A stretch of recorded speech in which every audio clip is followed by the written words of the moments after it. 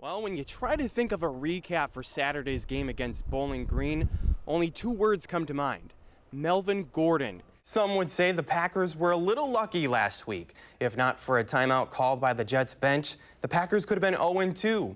Instead, they split the first two games. Well, you would think with 10 days in between games 1 and 2, the Packers would have a little more focus than they would on Sunday against the New York Jets.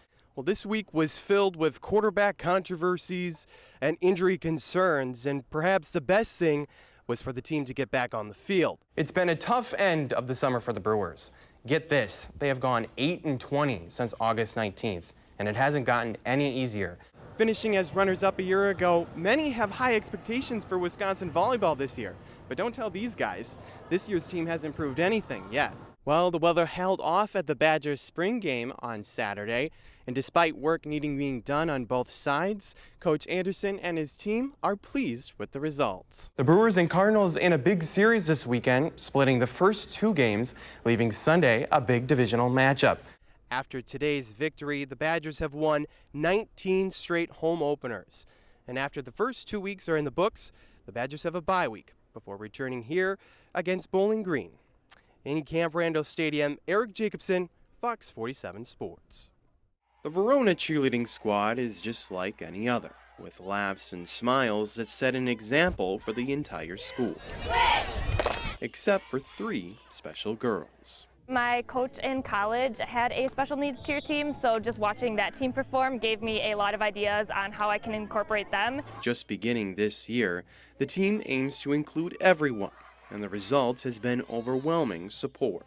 I think it's pretty great that we can show all the people in our school and community that just because you're in a wheelchair doesn't mean that you can't be a cheerleader. When she's able to do something, for one, I cry because I just can't even believe it. And when her face just gets a smile that goes across the whole, cheek to cheek, and she's so proud of herself. With the rest of the team's full support, these girls know exactly where they fit in.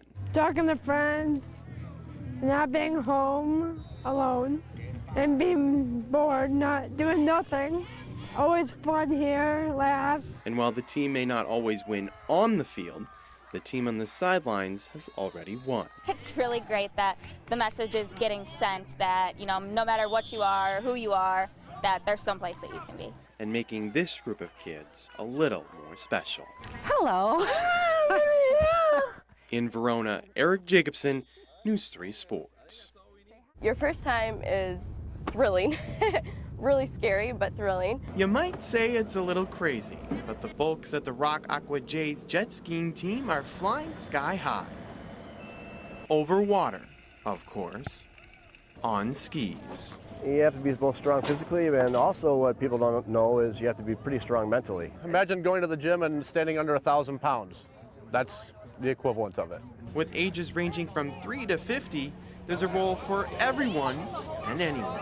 Well, our veteran skiers definitely add a lot to the team. A lot of knowledge. Most of them have been around for decades. The younger skiers, a lot of them, their parents ski. They're just kind of born into the club, and they get out there going behind the boat and no fear. But with the national competition a few days away, there's plenty for members to balance, and not just on the water. A lot of these kids learn life lessons that are going to be valuable to them their whole life. They may not understand it right now, but it's interesting. I've gotten quite a few different letters over the years saying, thanks for pushing me, thanks for making me chase my dreams, those kind of things. But with a little practice, everyone can stand tall.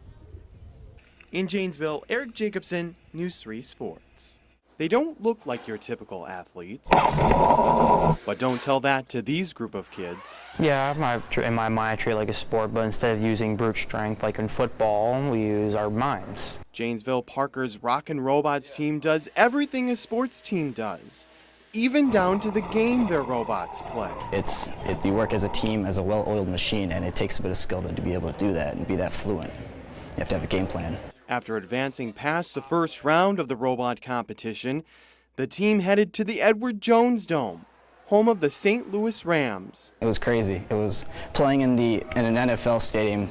We're used to playing on one field in just a corner of a stadium, and now we have 5 or 6 fields in a big NFL stadium. And like a Super Bowl, a little halftime entertainment as well. Will.i.am performed at a halftime show. It was breathtaking for me. But like any other athlete, this team is playing for more than just a competition. It's also an opportunity. There are $25 million in scholarships to different universities. Yes, we're going against teams, but we're an alliance together. It's not really about competing, it's about, learning it. And while you might not see them on a basketball court, this team is lighting up the competition. In Janesville, Eric Jacobson, News 3 Sports.